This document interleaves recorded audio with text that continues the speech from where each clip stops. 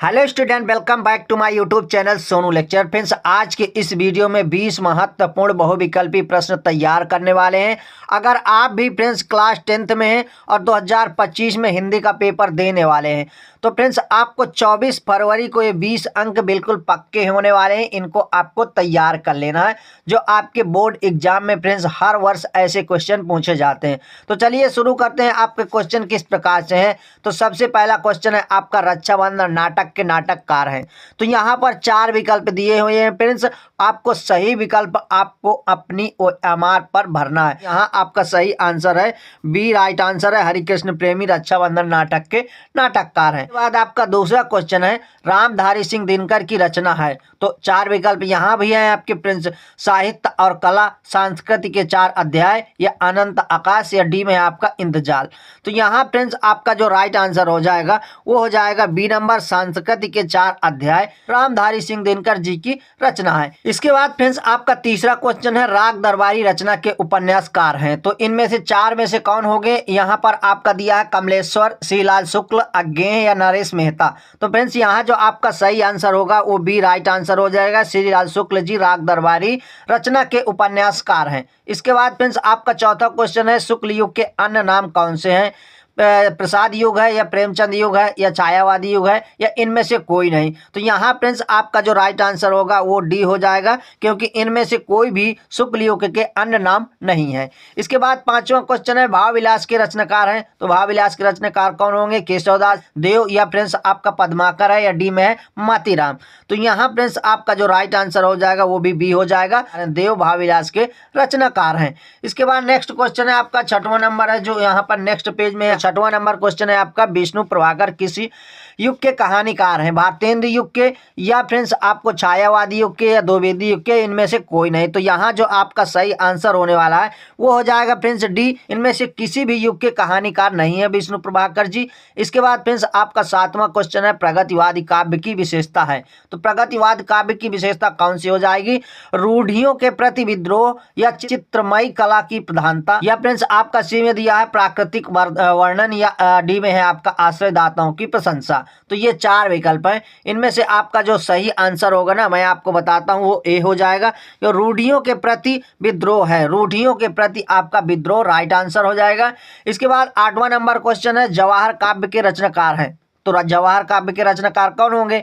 श्याम नारायण पांडे, या राम नरेश त्रिपाठी, या सुमित्रा नंदन पंत, या धर्मवीर भारती। तो यहाँ जो आपका राइट आंसर होगा फ्रेंड्स, श्याम नारायण पांडे जी जवाहर काव्य के रचनाकार हैं। ये आपका ए सही आंसर है। उसके बाद नेक्स्ट क्वेश्चन है आपका, चितंबरा के रचनाकार हैं। तो ये तो फ्रेंड्स काफी इजी क्वेश्चन है, ये तो आपको आता ही होगा। जयशंकर प्रसाद, सूर्यकांत त्रिपाठी, महादेव वर्मा, सुमित्रा नंदन पंत। तो यहाँ आपका राइट आंसर डी हो जाएगा। चितंबरा के रचनाकार सुमित्रा नंदन पंत जी हैं। इसके बाद आपका 10वां नंबर क्वेश्चन है, काव्य की प्रवृत्ति एवं रचना शैली के आधार पर रीतिकाल की कितनी धाराएं स्वीकार की गई हैं। या फ्रेंड्स 1, 5 और 3 या 6, इनमें से कौन सी रीतकाल की धाराएं स्वीकार की गई हैं। तो यहाँ आपका राइट आंसर फ्रेंड्स सी होने वाला है। काव्य की प्रवृत्ति एवं रचना शैली के आधार पर रीतकाल की धाराएं 3 स्वीकार की गई हैं।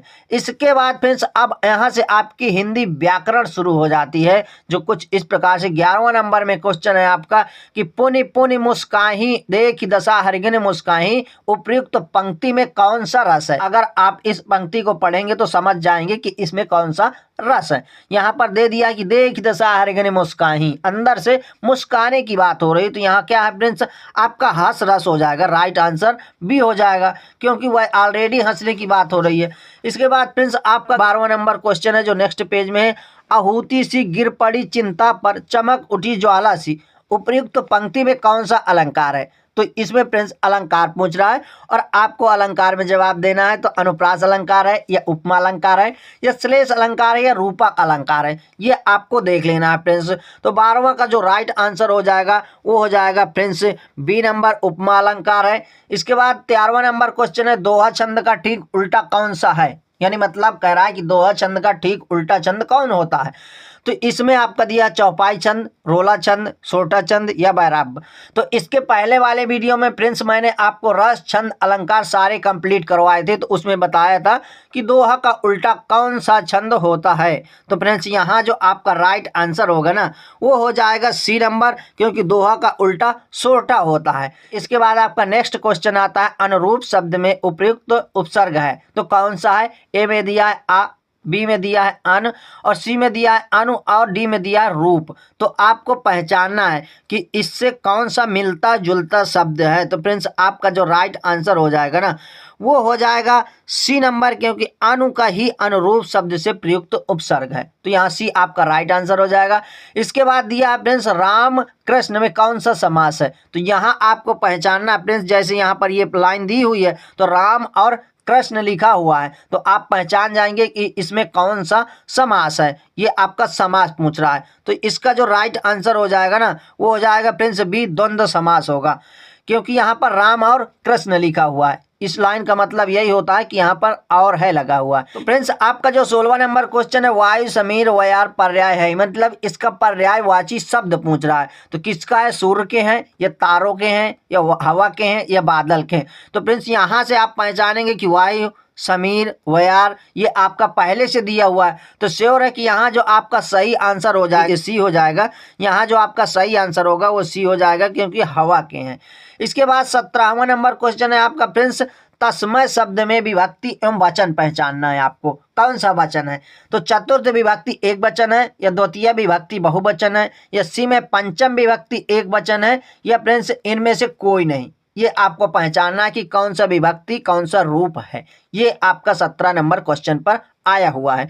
तो इसका जो राइट आंसर होगा ना फ्रेंड्स वो ए हो जाएगा, क्योंकि चतुर्थ विभक्ति एक वचन होगा। तो यहाँ आपका ये ए सही आंसर है। तो आपका 18वां नंबर क्वेश्चन आता है फ्रेंड्स संदेहपूर्ण कथन को कहते हैं, क्या कहते हैं, साधारण वाक्य या प्रश्नवाचक वाक्य या संदेहात्मक वाक्य या नकारात्मक वाक्य, इनमें से क्या कहते हैं इनको। तो फ्रेंड्स आप तो यहाँ से पढ़ने के बाद ही पहचान गए होंगे कि संदेहपूर्ण कथन को कहते हैं, तो यानी मतलब संदेशात्मक वाक्य कहते हैं। तो यहाँ आपका राइट आंसर सी हो जाएगा, इसमें ज़्यादा दिमाग लगाने की ज़रूरत ही नहीं है। इसके बाद 19वां नंबर क्वेश्चन है आपका मैं पत्र लिखूंगा वाक्य का कर्मवाच्य में परिवर्तित वाक्य है, यानी मतलब क्या होगा। तो चलिए मैं आपको पढ़कर बताता हूं कि मेरे द्वारा पत्र लिखा जाएगा, मुझे पत्र लिखना है, मैं पत्र लिख रहा हूं, मुझे पत्र लिखना था। ये आपको सही सेंटेंस में टिक लगाना है कि आपका राइट आंसर क्या होगा।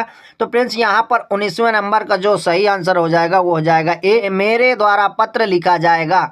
यहाँ पर आपका हो जाएगा कि मेरे द्वारा पत्र लिखा जाएगा। इसके बाद आपका फ्रेंड्स लास्ट क्वेश्चन है 20वां नंबर है स्थानवाचक क्रिया विशेषण है। तो क्या है स्थानवाचक क्रिया विशेषण, प्रतिदिन है या आसपास है या बहुत है या स्वयं है। तो आपको गेस करना है फ्रेंड्स, क्योंकि लास्ट क्वेश्चन है इसको एक भी गलत नहीं होना चाहिए। तो यहाँ जो आपका राइट आंसर हो जाएगा पास, यानी मतलब बी राइट आंसर हो जाएगा। तो फ्रेंड्स इस प्रकार से मैंने आपको 20 बहुविकल्पी प्रश्न कंप्लीट करवा दिए हैं, जो आपके बोर्ड एग्जाम के लिए काफ़ी ज़्यादा इंपॉर्टेंट है। तो फ्रेंड्स इनको आपको तैयार करके जाना है। ऐसे ही इंपॉर्टेंट क्वेश्चन आपके बोर्ड एग्जाम में विकल्पी प्रश्न आते हैं, तो इनको आप तैयार कर लीजिएगा। आपके बोर्ड एग्जाम के लिए काफ़ी ज़्यादा इंपॉर्टेंट है फ्रेंड्स।